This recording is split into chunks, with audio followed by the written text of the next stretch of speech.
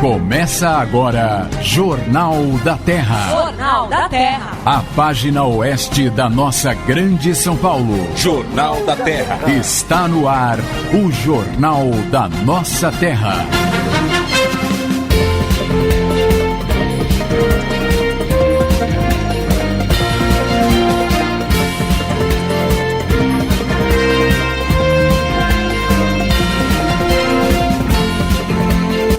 Alô São Paulo, alô Osasco, alô grande região oeste da nossa querida grande São Paulo. Uma boa tarde para você que sintoniza o AM 1330. A partir de agora você vai ficar muito bem informado, saber o que de mais importante aconteceu na região oeste da grande São Paulo. Hoje é quinta-feira, dia 24 de outubro de 2013. Essa é a edição número 206 do Jornal da Terra. Diariamente monitorando a região, esclarecendo os fatos, cobrando as autoridades, servindo o povo da região oeste da grande São Paulo, fazendo rádio na sua essência, um rádio interativo, companheiro e prestador de serviço, entrando na sua casa para levar a boa notícia, a boa nova, até mesmo quando essa notícia a ser dada não é exatamente boa, porque pior do que saber aquela notícia ruim é não saber, ser privado dela e assim ser escravo da desinformação. E onde não há informação, mora a especulação. A sua cidade é nossa notícia. Jornal da Terra. Edição 206 do Jornal da Terra. Olha, Jefferson, isso aqui é na sua terra lá, hein? Homem é preso por tráfico de drogas no Jardim Rosimeire, em Itapevi. Faixa exclusiva dobra a velocidade de ônibus na Alameda Araguaia. Proibição de estacionamento reduz em 76% o trânsito em Avenida de Osasco. Itapevi inaugura a 8ª creche noturna da Rede Municipal de Ensino. Consórcio Intermunicipal da região oeste discute soluções para a mobilidade urbana. A cidade de Osasco vai ganhar Parque Escola no Alto do Farol. Jandira conclui desassoreamento de mais um córrego que corta a cidade. Jornal da Terra. A apresentação, Rodrigo Lobo. São 5h03, esse é o Jornal da Terra. Jornal falado para ser ouvido, onde sua cidade é nossa notícia. Você participa aqui do programa, inclusive, para fazer perguntas para o nosso convidado hoje, de toda quinta-feira, Dr. José Lima, no e-mail jt@jornaldaterra.com, jt@jornaldaterra.com, e também pode participar do programa, interagir conosco através da nossa página no Facebook, facebook.com/Jornal da Terra. Visitando a nossa fanpage, não esquece de clicar em curtir, assim tudo que for postado lá você vai saber imediatamente. Bom, participe, a sua opinião, a sua necessidade, seu comentário é sempre muito importante aqui para nós. Doutor José Lima, muito boa tarde, obrigado mais uma vez, inclusive pelo esforço hoje para estar aqui. Sei que hoje não foi muito fácil, doutor. Uma boa tarde. Muito boa tarde, Rodrigo, boa tarde, Jefferson, boa tarde a todos os ouvintes da região oeste do estado de São Paulo, boa tarde a todos aqueles que nos acompanham através da internet no Brasil todo. Verdade, Rodrigo, os dias não têm sido fáceis, muito trabalho, alguns problemas pessoais por resolver, e a noite ontem foi muito longa, fizemos uma pequena viagem, um pequeno bate-volta, como a gente costuma falar, no hospital até São José dos Campos, fomos buscar um coração para fazer um transplante ao longo da madrugada. Graças a Deus o paciente está bem, já foi estubado, está estável, e hoje, então, pela manhã saindo de lá, fui cumprir algumas obrigações pessoais e religiosas. Sou católico, fui até a Igreja da Sé, depois ao Mosteiro de São Bento, fui refletir um pouco e pedir ajuda. Depois passamos visitas e aí fomos ao programa Mulheres, se você me permite falar, claro, na TV Gazeta. E tínhamos hoje uma reunião às 17 horas, uma reunião que nós tínhamos agora. Nós estamos já solicitando ao presidente do Sindicato dos Médicos essa reunião há 3 meses. E ele já remarcou umas 5, 6 vezes. E hoje mandou por e-mail, que eu só abri à tarde, dizendo que poderia ser hoje às 17. E aí eu pedi a um grande amigo meu, Caliani, médico também, que fosse me representar as nossas solicitações para o presidente do Sindicato dos Médicos. E saindo daqui nós vamos atravessar a Marginal Tietê toda, vamos para uma reunião com um grande amigo, médico, líder comunitário em toda a região leste. O doutor, eu acho que o seu microfone deixou o senhor na mão, o senhor não quer passar os ares aqui? Tem alguma preferência por esse? Não, né? Nenhuma. Então, por favor, que esse aí... Aproveita que o Jorge está aí e já manda ele vir aqui, já para... E saindo daqui nós vamos atravessar a cidade, vamos para uma reunião com um grande amigo que é líder comunitário na região leste de São Paulo, um médico que faz um trabalho social incrível, e também com um outro grande líder comunitário de Guarulhos. Estamos aí levando aos poucos, na medida daquilo que nos é possível, frente às nossas limitações. 24 horas só, né, doutor? Essas campanhas todas em prol da doação de órgãos e tecidos. Dá para mexer em tudo, menos no tamanho do dia, mas muito obrigado aí pelo esforço para estar aqui e poder, além de estar conosco aqui, para a gente poder bater esse bom papo de toda quinta-feira, responder também as perguntas enviadas pelos ouvintes aqui do Jornal da Terra. Doutor, já nós vamos falar aqui a respeito dos temas. Queria falar daquele veto da presidente Dilma em relação ao que a lei que instituiu a medida provisória que instituiu o programa Mais Médicos, há um veto polêmico dela. Queria falar daqui a pouquinho com o senhor. Só antes lembrar que hoje é o dia 24 de outubro, só faltam 67 dias para acabar 2013. Hoje, nesse 24 de outubro, é aniversário da cidade de Itapira que está fazendo aniversário hoje. É uma cidade que sofre lá com o presídio ali do lado, né?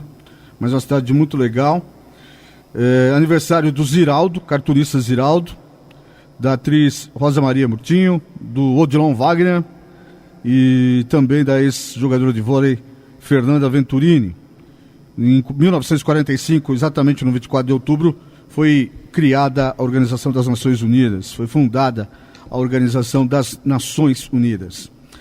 Agora, doutor, antes de começar a falar da saúde, eu queria saber, a gente tem visto, vamos falar de mobilidade urbana, é óbvio que nem o senhor é especialista, nem eu, mas todos nós dependemos dessa questão, né? Mobilidade urbana, transporte, circulação dos carros. E o prefeito de São Paulo vem criando uma série de corredores de ônibus.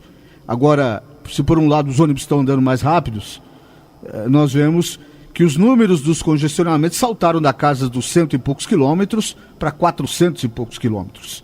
Isso não vejo muita imprensa falar a respeito. Mas agora, na região também, como reflexo, vemos também o movimento dos prefeitos fazerem a mesma coisa. Aqui em Osasco, até no caminho aqui da rádio, o doutor vai reparar, já está sendo criado um corredor de ônibus. Aqui, essa avenida aqui que passa em frente à rádio, é uma importante ligação entre o centro e a zona norte da cidade.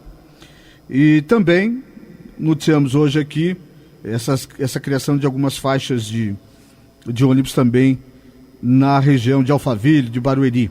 No caso aqui, vamos noticiar uma faixa exclusiva na Alameda Araguaia, por onde o senhor passa diariamente. O que o senhor pensa disso? Tem sentido no cotidiano o reflexo de ficar parado do lado de um ônibus passar a milhão, como a gente costuma dizer lá em Itapevi, a milhão do lado?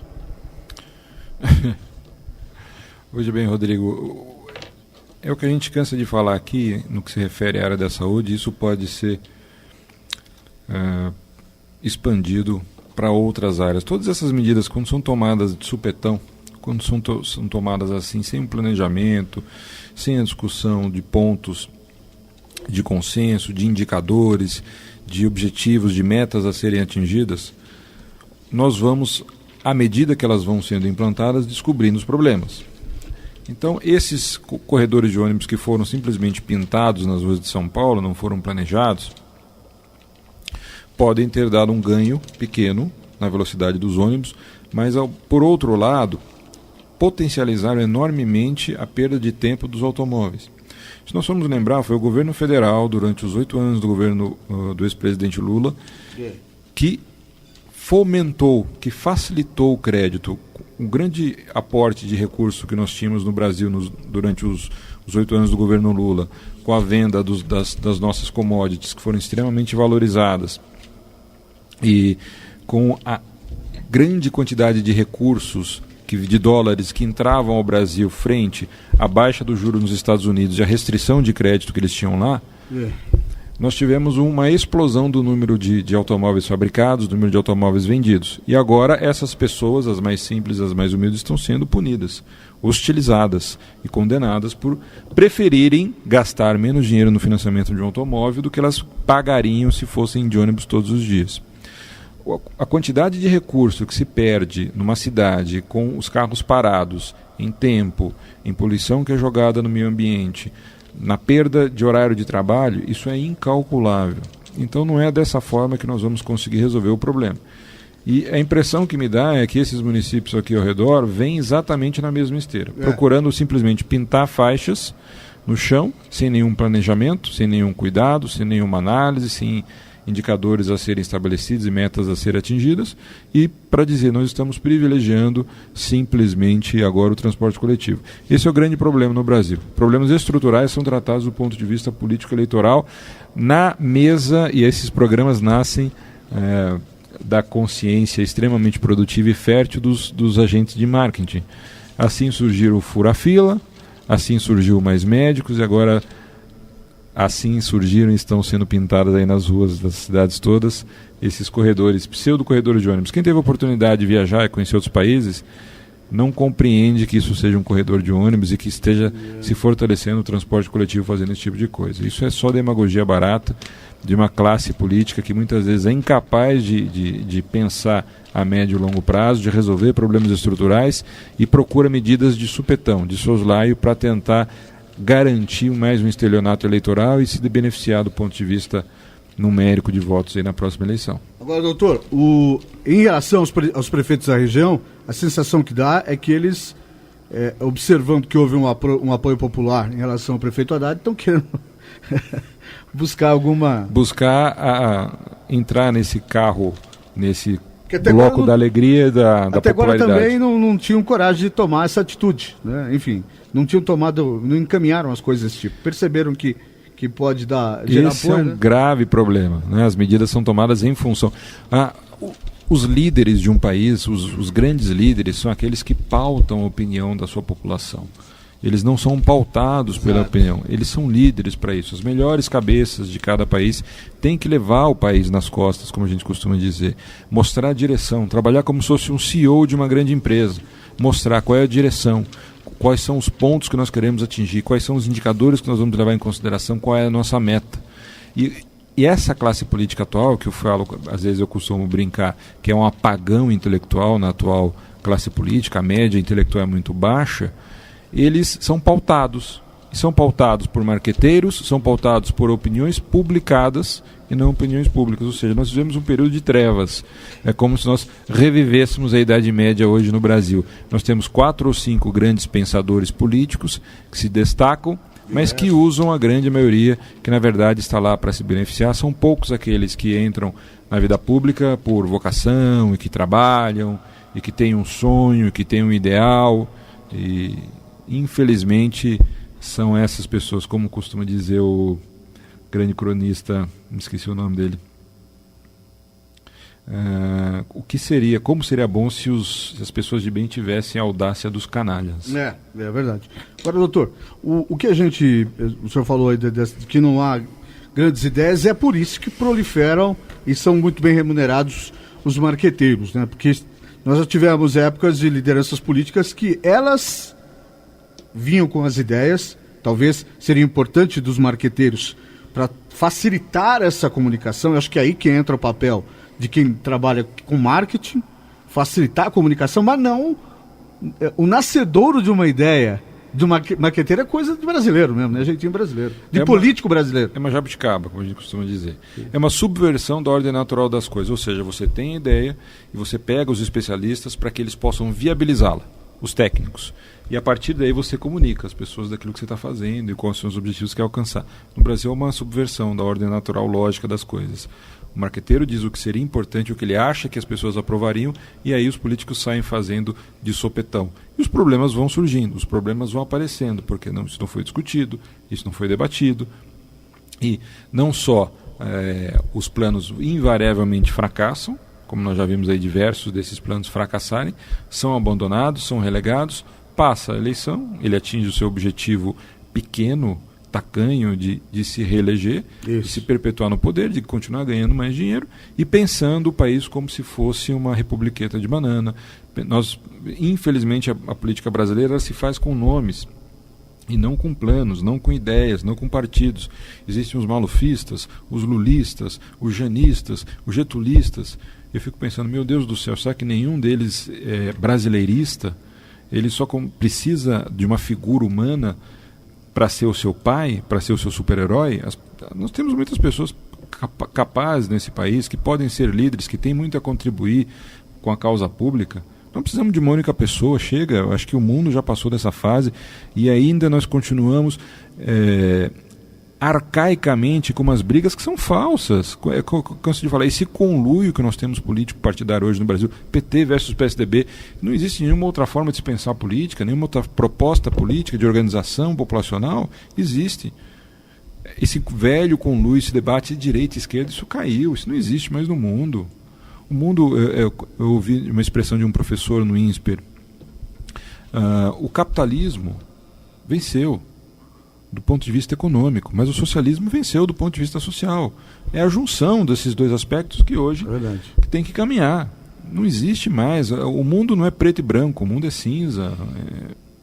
E até nos Estados Unidos, onde temos o bipartidarismo, é permitido que as pessoas se candidatem de forma independente. Agora, aqui no Brasil, a gente vive esse bipartidarismo branco. As pessoas não conseguem se candidatar nem conseguindo o número de assinaturas mais do que o dobro necessário para poder aprovar um partido. Imagina se fosse se propor candidaturas avulsas. Não, mas se for um partido adesista, consegue. Se for um partido adesista, consegue. Infelizmente. É o apagão. É verdade. Agora, doutor, eu estava enquanto o senhor começava a dissertar, tentei achar aqui a notícia e não encontrei, doutor, mas eu sei que há um veto da presidente Dilma que é mais um golpe na classe médica, doutor. A presidente Dilma, e não presidenta, não vou cansar nunca de falar, porque a boa gramática portuguesa diz presidente e não presidenta, ela comete mais um equívoco. Só vai criar inimigos na esquerda militante desse país quando o senhor bate nessa tecla.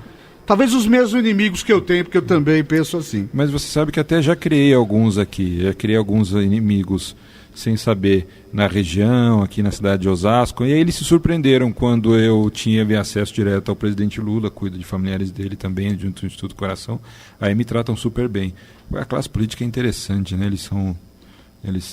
Eu estou aprendendo, eu sou menino ainda, como diz meu padrinho, mas eu vou aprender, eu aprendo rápido, eu pego as coisas rápido.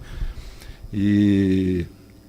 A senhora vai falar da presidente Dilma e não presidenta Dilma. O que ela vetou agora foi o seguinte: existe a colocação, junto a medida provisória que criou o programa Mais Médicos, de se criar um plano nacional de carreiras federal para médicos, para profissionais de saúde. E ela vetou, obviamente, porque não há interesse do governo federal em investir quase 10% do PIB, que é o que seria o ideal, em saúde. Eles querem continuar investindo apenas 3,5%. E eles não querem resolver o problema, eles querem ter benefício eleitoral. Por isso eles trazem médicos de fora e ficam diplomando médicos de fora que nada mais são, nada menos são do que vão fazer o papel de clínicos gerais sem nenhum demérito e que não vão resolver o problema da população.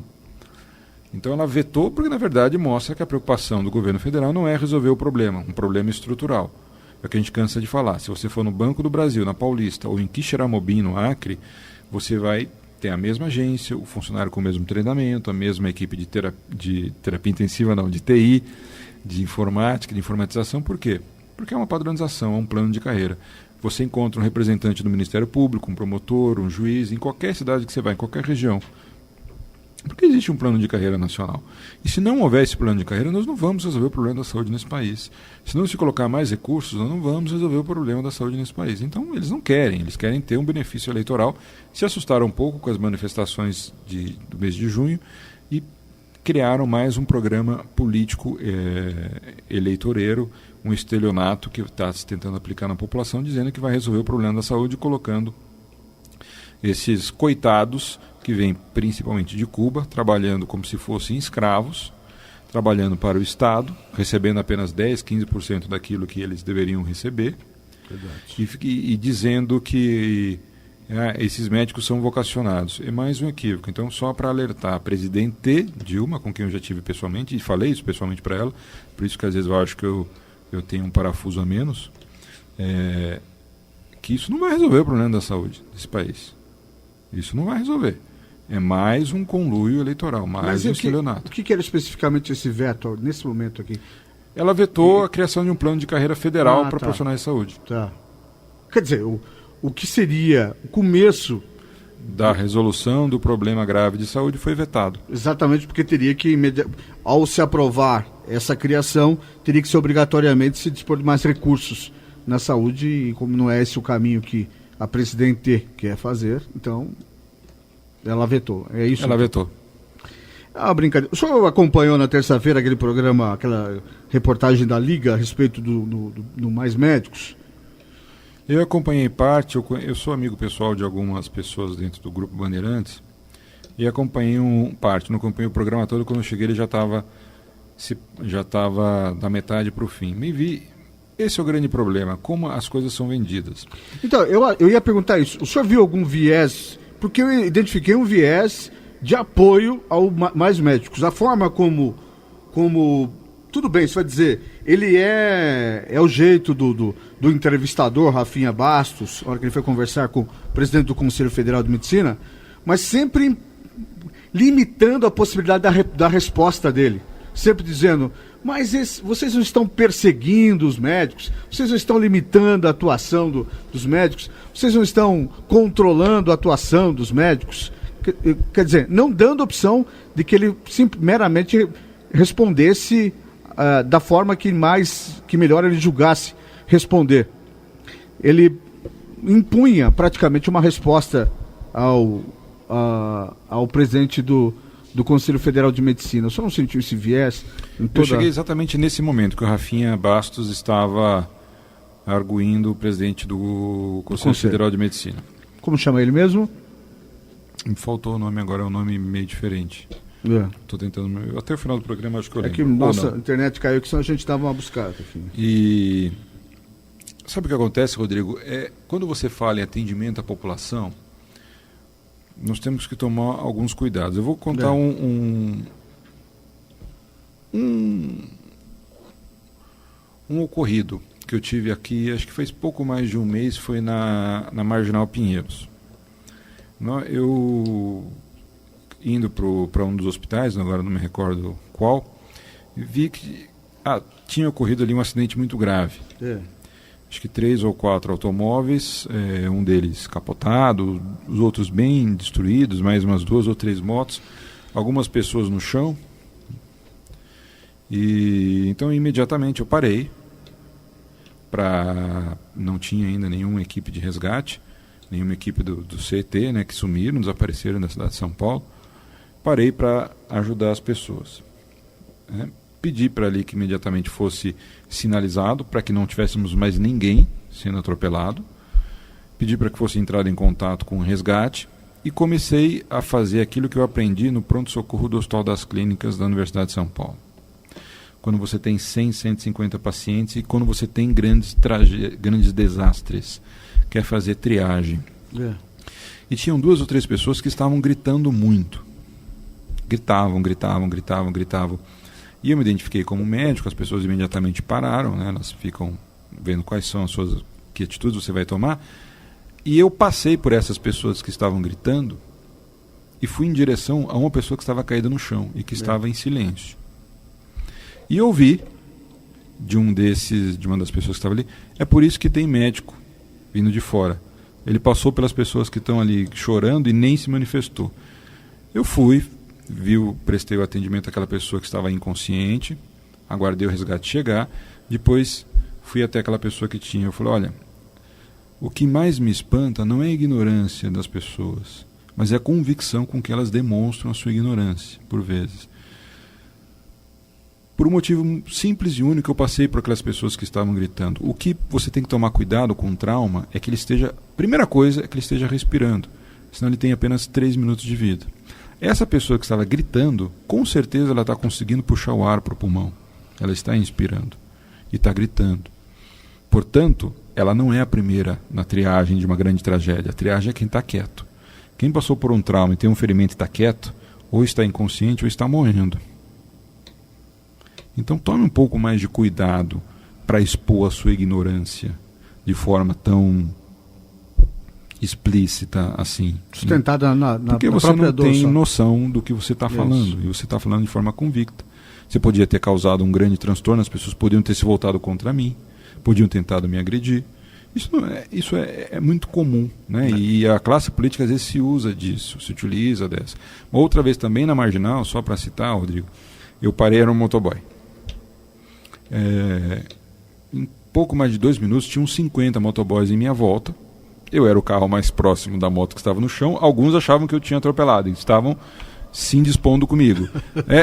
Eles estavam esperando aguardar mais algumas pessoas, porque eu não sou pequeno. Certo, se fosse eu já tinha atropelado de início já. E eu falei, desculpa, eu estou socorrendo, eu parei para socorrer, não atropelei. Ah, tá. E eu falei, dá para vocês tirarem a moto? Não, porque a gente sempre faz isso. Eu falei, vocês são idiotas, estúpidos. Vocês têm o QI mais ou menos da minha cachorra. Da pequenininha, né? Não da grande, que a grande é bem esperta. Da pequena. Por quê? Se tem uma faixa da Marginal parada, porque tem um motoboy que caiu, nós estamos prestando socorro, aguardando o resgate chegar, vocês pararam as 4 faixas. O resgate vai demorar mais tempo para chegar. Vocês conseguem perceber isso ou não? É difícil entender? Se vocês fecharem a Marginal inteira, o resgate vai demorar mais tempo para chegar. Vocês não estão ajudando a pessoa que está ferida, vocês estão prejudicando. Mas não é fácil. Não é fácil, né? E quando você vai de encontro à opinião que é publicada, a ideia que as pessoas têm, você tem que tomar muito cuidado para você não se indispor e para você conseguir mostrar o seu ponto de vista. Então eu vi essa parte da entrevista. Eu vou ter a oportunidade de falar com o Rafinha Bastos. É o Roberto Luiz Dávila, o presidente. Roberto Luiz Dávila, isso mesmo. Estive com ele há pouco, uma vergonha, mais de um mês, num evento em Santo André, num debate sobre doação de órgãos. E eu vi a forma como o governo federal vendeu é que eles estão favoráveis a colocar médicos às pessoas que não têm médicos. Meramente isso. Meramente isso. Então, como é que você tenta contrapor quem se opõe à sua ideia? Você está contra que aquela pessoa seja atendida? Não. Eu estou a favor que aquela pessoa seja bem atendida. Ela precisa de um médico? Ela precisa de um enfermeiro? Ela precisa de um fisioterapeuta? Ela precisa de infraestrutura?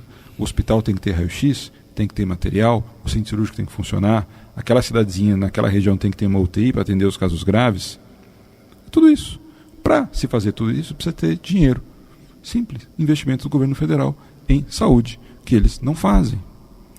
Então, quando você se coloca contra esse médico que está vindo de fora para cá, eu não estou defendendo uma entidade de classe, não é uma postura corporativista. Eu estou exigindo que a população tenha acesso a profissionais bem formados.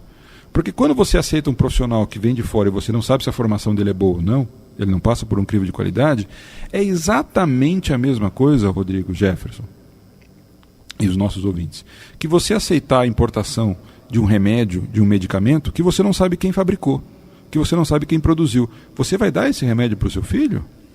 Você vai permitir que ele tome um remédio que veio da Índia ou da China por uma fábrica que a Anvisa não autorizou? É a mesma coisa. É a mesma coisa. Agora, a forma como está sendo vendida é que quem se opõe, quem fala a verdade, quem defende um programa público nacional de saúde, com investimento, com infraestrutura, com logística, você está contra a população, você é contra. Então nós caímos nesse velho engodo. Como é muito comum nesse segmento que se chama de esquerda, se eu falo que é um apagão intelectual em boa parte da classe política, na esquerda isso é mais evidente ainda. Rapidamente eles apelam. Ele fala, você é contra o povo. você é elitista. O senhor é tucano. Tucano não sou, nunca fui. Não, mas eles vão dizer que o senhor é tucano. Eles, você está sempre de terno. Eu falo, mas eu não sou tucano. Que bom a pessoa me ligar quando eu estou no ar. Ótimo. Muito obrigado. Então é exatamente isso que acontece, Rodrigo. Entendeu? Falta-se a capacidade de arguição e há um apelo. Dizer, você é contra que aquela pessoa seja atendida por um médico? Não. Eu quero que ela seja bem atendida por um médico, quero que ela tenha saúde. Por um bom médico, um médico certificado. Não é mais saúde, não é mais médico. Isso. Não vamos resolver esse problema. Mas é por isso que o nome chama mais médico, né? Não é mais saúde, porque é outra história. Talvez porque não tenham dado o nome antes de João Santana palpitar. Senão ele talvez falasse mais saúde, não mais médico. Doutor, são 5h31. Hoje estamos aqui com o Dr. José Lima, cirurgião cardiovascular do Instituto do Coração. Vamos continuar falando de saúde, promovendo saúde, como em toda quinta-feira. Fazer um rápido giro de notícias pelas cidades da região oeste da Grande São Paulo. E já voltamos aqui com esse papo com o Dr. José Lima. Agora, 5h31. Jornal da Terra. Apresentação: Rodrigo Lobo. A Prefeitura de Pirapora do Bom Jesus acaba de reformar a creche localizada no bairro do Jardim Jesus, que nos próximos dias entrará em sua fase final de reestruturação. A escola da Rua 17, como ela é conhecida, está localizada no Jardim Bom Jesus e teve sua obra iniciada na gestão anterior. Possuía apenas 2 salas de aula e sua arquitetura era totalmente inadequada para a proposta pedagógica, sem nenhuma adaptação conforme é exigido hoje em todas as unidades de ensino do Brasil. No início do ano, o prefeito Gregório Malho definiu como prioridade a realização da readequação do espaço para melhor atender as crianças do bairro. Dentre as mudanças está a criação de uma sala totalmente adaptada, com acessibilidade, sendo uma das primeiras da cidade, com total infraestrutura, conforme normas vigentes. A nova unidade está sendo transformada numa EMEI, Escola Municipal de Educação Infantil, e receberá o nome de Dom Aldérico Lambrecht, cônego da Ordem Premonstratense, que abriu a primeira sala de aula para ensinar as crianças de Pirapora do Bom Jesus. Nesta terça-feira, o consórcio intermunicipal da região oeste metropolitana de São Paulo, chamado CIOeste, realizou uma reunião com representantes do grupo CCR Via Oeste, concessionária administradora da rodovia Castelo Branco, na sede da empresa em Barueri. O assunto em debate foi mobilidade urbana e medidas necessárias para melhorar a locomoção das pessoas. É consenso entre os prefeitos que ações através do consórcio são fundamentais para tratar a mobilidade urbana, pois este assunto não pode ser pensado como ação individual, já que grande parte da população da região circula diariamente entre os municípios. No encontro, o prefeito Jaci Tadeu de Itapevi sugeriu a implantação de anéis viários ligando municípios próximos, a exemplo da função desempenhada atualmente pelo Complexo Rodoanel. Na próxima reunião do CIOeste, será elaborado um anteprojeto de possíveis anéis viários, que será encaminhado aos governos estadual e federal, para que seja considerada sua viabilidade. Sabendo das limitações que sua rede municipal de ensino impõe aos munícipes, a Prefeitura de Osasco está investindo na melhoria da educação. Atualmente, o município conta com 36 unidades educacionais em reforma, fora as 16 unidades que estão recebendo nova pintura. As creches, EMEIs, EMEFs e CELS vão apresentar nova estrutura, no máximo em 1 ano. No próximo sábado, dia 26 de outubro, começam as obras do Parque Escola, um espaço educacional em que pedagogia e sustentabilidade vão compor o ambiente. No local, além do parque, será construída uma unidade de ensino. O Espaço Verde será um equipamento educacional em que toda a rede municipal de ensino poderá usufruir, com foco em pedagogia de estudo ambiental. O Parque Escola fica na Rua Nossa Senhora do Rosário 506, no Alto do Farol. Jornal da Terra. Jornal da Terra. A sua cidade é nossa notícia.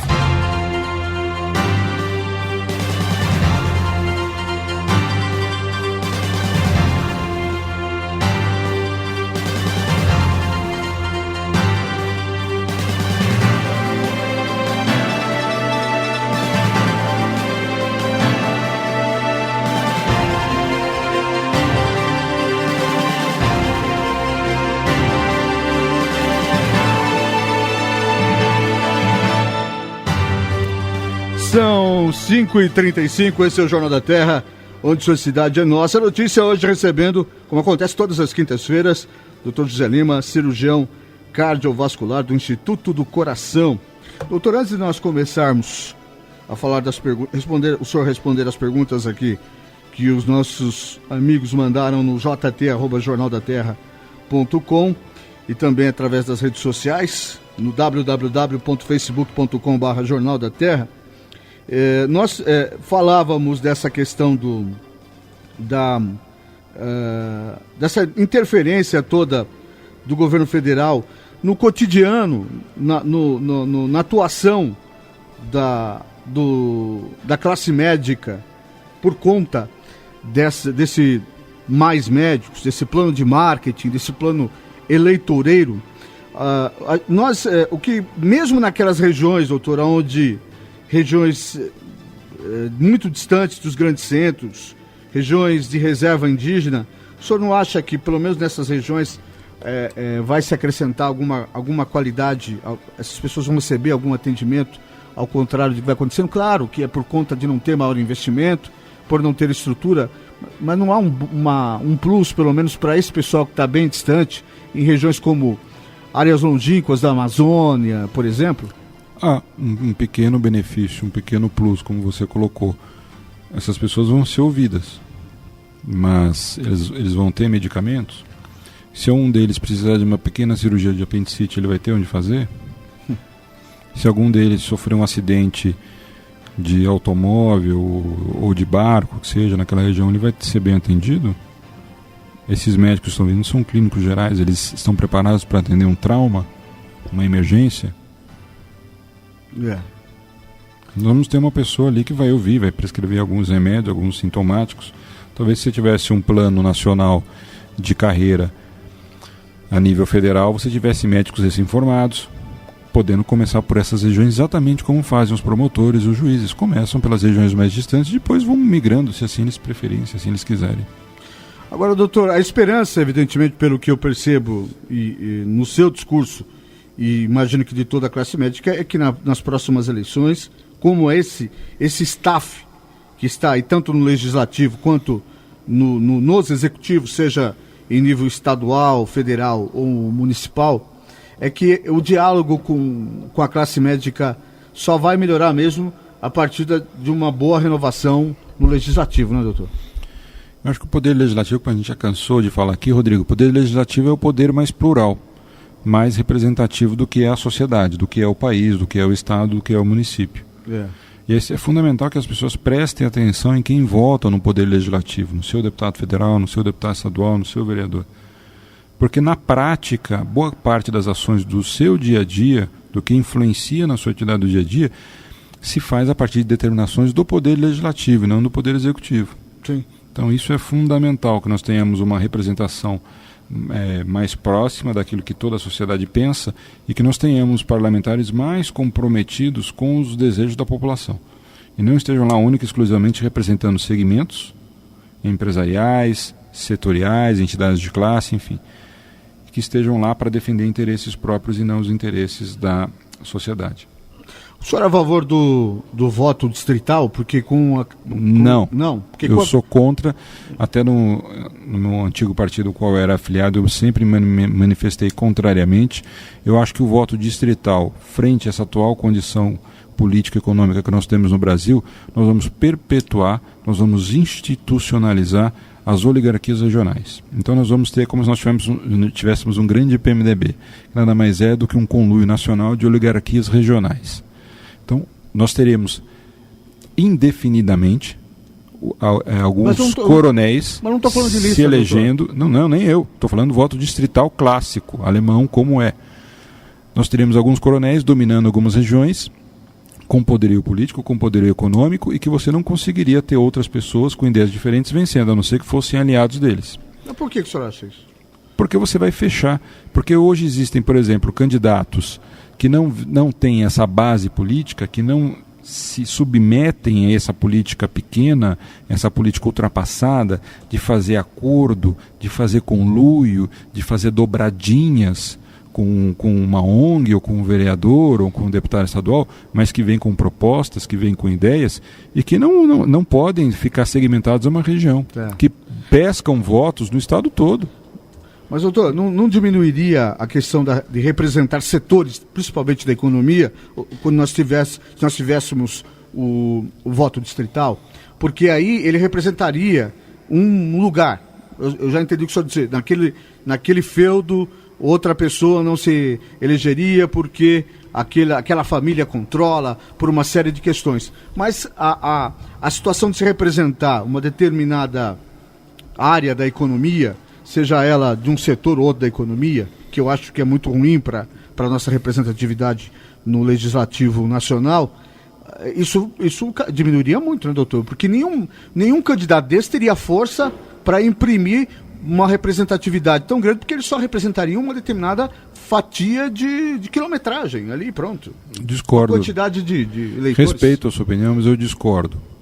Por quê? Porque esses representantes, esses que estão vendidos dentro desse atual sistema político eleitoral, cuja base de todo o problema é o fomento das campanhas, é o financiamento das campanhas, eles moram em alguma região. Eles iriam se eleger por aquela região com o apoio que eles carregam, ou eles se mudariam de região para continuar recebendo o apoio de um determinado segmento, de um determinado setor. Então eu sou radicalmente contra, defendo muito a opinião de alguns dos professores que eu tive no INSPER, de ser contrário ao voto distrital hoje no Brasil, frente a essa atual condição, essa estrutura. Eu acho que o grande problema político no Brasil se faz a partir do financiamento das campanhas. É aí que é o cerne da questão. É aí que tem que ser modificado. Isso é muito difícil. Porque há muitos interesses, as pessoas já entram vinculadas, já entram vendidas, elas usam a máquina para poder estabelecer alguns acordos, alguns acertos e fomentar as suas campanhas. Pagar as campanhas, pagar as contas, né? E isso limita muito. E se você associar a essa restrição de poderio econômico, uma restrição geográfica com voto distrital, ou mesmo com voto distrital misto, ou principalmente se você ainda acrescentar a lista fechada, aí que você não vai ter realmente pessoas que não têm um passado político, pessoas que têm propostas boas, que estão dispostas a servir a sociedade como um todo. Não conseguiriam entrar no sistema? Não vão entrar no sistema nunca, mesmo porque você não é bem visto. Eu senti isso na pele. Não, o que esse rapaz está querendo aqui? Esse rapaz é muito caro. Eu vi essa expressão, esse rapaz é muito caro, ele tem que ir para São Paulo, ele tem que ir para não sei onde. Você não quer ser candidato a senador? Eu falei, não, eu quero construir um programa público nacional de transplantes, vocês não vão me impedir. Se não for aqui, vai ser ali, vai ser acolá, vai ser no inferno, mas eu vou. Ninguém vai me barrar e vai me impedir de construir esse programa, de aumentar, nós estamos jogando, canso de dizer, doadores no lixo, e as pessoas estão morrendo na fila. Chega, né?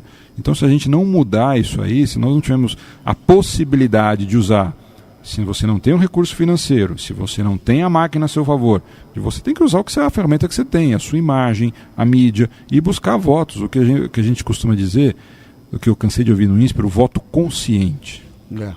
Esse é o voto que nós temos que buscar. E tomara, oxalá, que nós consigamos fazer com a educação que progressivamente mais pessoas possam fazer esse voto consciente, que não votem só porque vem lá o candidato na região abraçado com um representante de bairro ou com o dono da ONG. Todas essas pessoas estão lá recebendo dinheiro, vivendo às custas do erário público, comendo o dinheiro que devia estar sendo colocado em saúde, em educação, infraestrutura urbana. Eu posso falar, nunca vivi às custas do erário público. Tudo aquilo que eu tenho e as pessoas que trabalham comigo trabalham e são remuneradas por mim.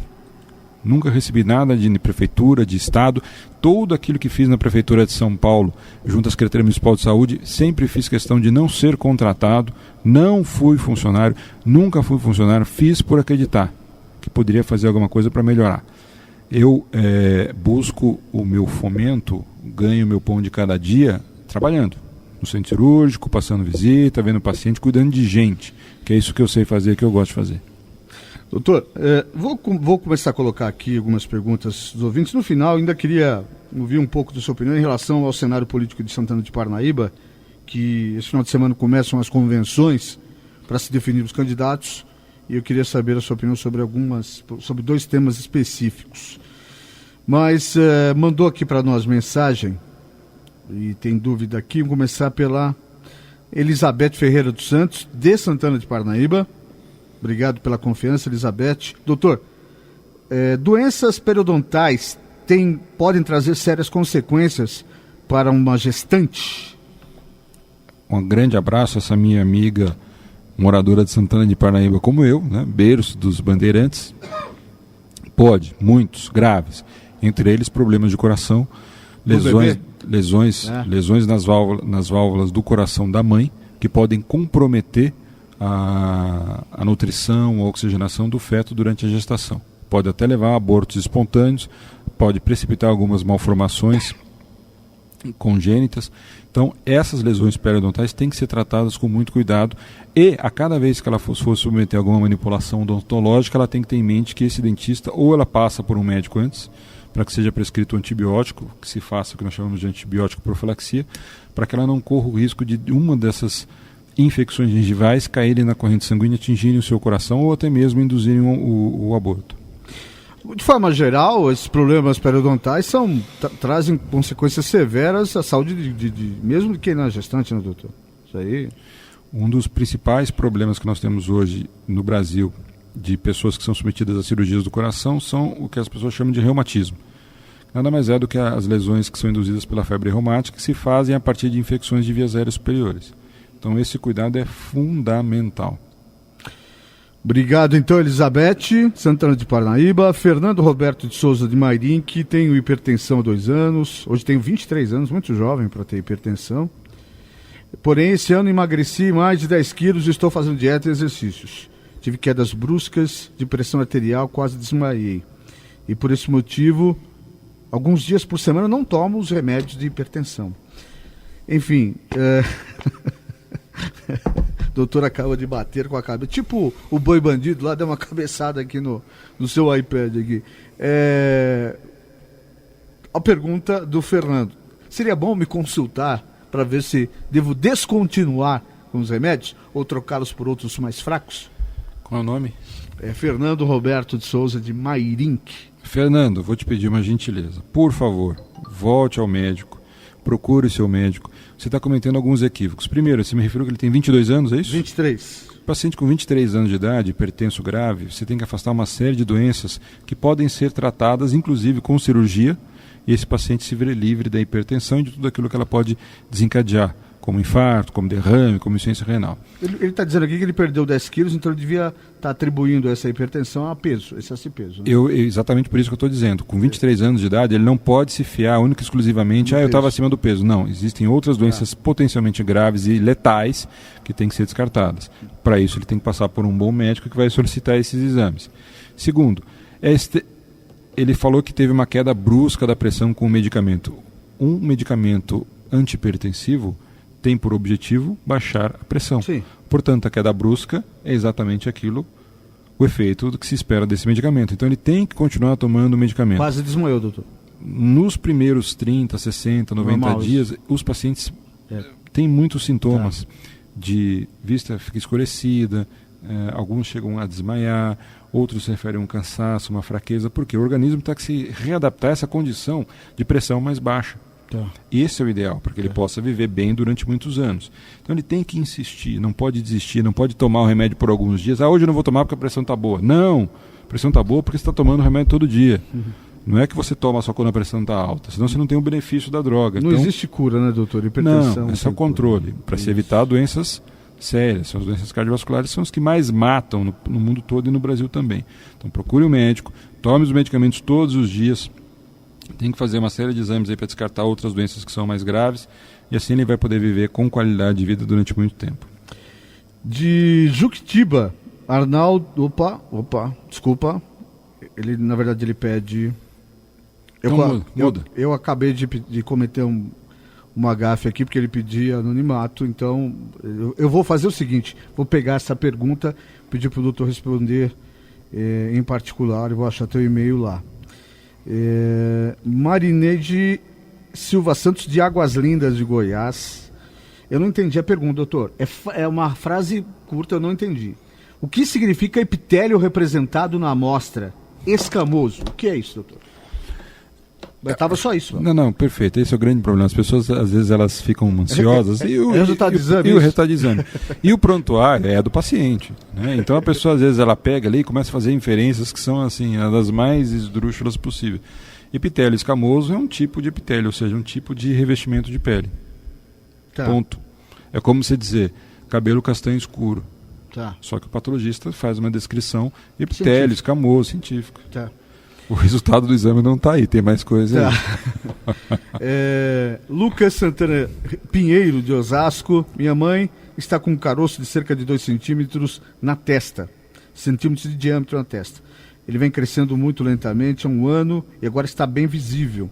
É bastante rígido, como se fosse uma proeminência do osso. E não há nenhuma alteração na pele local. Não causa nenhum tipo de dor. O senhor teria alguma opinião sobre a causa disso? E qual especialidade ele deve procurar? Pode procurar um cirurgião geral, pode começar com um próprio dermatologista para que possa fazer a análise inicial e encaminhá-la para um cirurgião geral e depois, possivelmente, para um cirurgião plástico. Ela tem que investigar. Não é porque não produz nenhum sintoma, não está causando dor, que não é potencialmente perigoso. Então tem que investigar, tem que fazer alguns exames, eventualmente até solicitar uma tomografia para ver o grau de infiltração que você tem na calota óssea. E aí programar um tratamento. Então não cabe essa justificativa. Eu não sinto nada. Como não sinto nada? Tem um caroço nascendo na sua testa e você acha que tudo bem? Não pode. Francisca Santana Matos, de Alumínio. Ultimamente venho sentindo dores fortes no pé da barriga. O que pode ser e qual especialidade deve procurar? Ela tem que procurar um clínico geral ou um gastroenterologista diretamente, para que possa fazer essa análise e descartar alguns problemas que eventualmente tenham que ser tratados cirurgicamente. Pé da barriga é uma expressão bem brasileira. Como é que os médicos estrangeiros vão interpretar pé da barriga?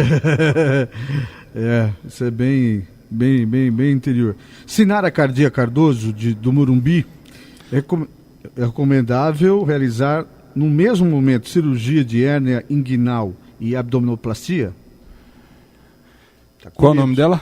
Sinara Cardia Cardoso. CCC. Sinara Cardia Cardoso. Um abraço enorme para você e para todas as pessoas que moram no meu querido bairro do Morumbi, bairro onde eu cresci, onde fiz muitos amigos que a vida insiste em separar por conta das suas profissões, enfim. E de onde fui expulso pela violência que assola o estado de São Paulo, pela epidemia de violência que nós vivemos. Ela pode sim, se for uma hérnia inguinal de pequeno tamanho, ela pode aproveitar para fazer as 2 cirurgias ao mesmo tempo, sem grandes problemas. Desde que procure um profissional qualificado, um bom hospital, ela vai poder fazer sem grande risco. Eu mesmo fiz as 2 cirurgias, fiz uma colestectomia e fiz não é uma abdominoplastia, mas fiz uma cirurgia plástica no mesmo tempo, para que você não ficasse com a cicatriz na barriga. Uma pessoa que prefere que não fale o nome é de Indaiatuba, importante dizer que é a região do estado que é. O que significa esse resultado? Vamos lá, os resultados de exame no oferecimento do Dr. José Lima. Vamos traduzir aqui. Adequabilidade do material: escamoso glandular, epitélios celulares benignas, reativas ou reparativas. Inflamação, aí vem microbiologia, lactobacillus sp, bacilos. Conclusão: negativo para neoplasia. Conclusão me parece uma coisa boa, né? A mesma coisa. Por favor, pega o exame, volte ao seu médico para que ele faça. Mesmo que o resultado não seja satisfatório ou que seja um resultado que você não goste, quanto mais cedo fizer o diagnóstico, mais cedo começar a se tratar, melhor é. Aí é um pouco mais completo que o outro. Há a descrição do material e há também já uma análise inicial. Tá. Falta a complementação, exame imunistoquímico, exame histológico, enfim. Mas dizendo que o aspecto é compatível com uma lesão benigna. Mas agora ele tem que fazer a correlação de onde veio. Porque o fato de dizer que não há uma lesão maligna, dependendo da localização, não significa que não tem que ser operado.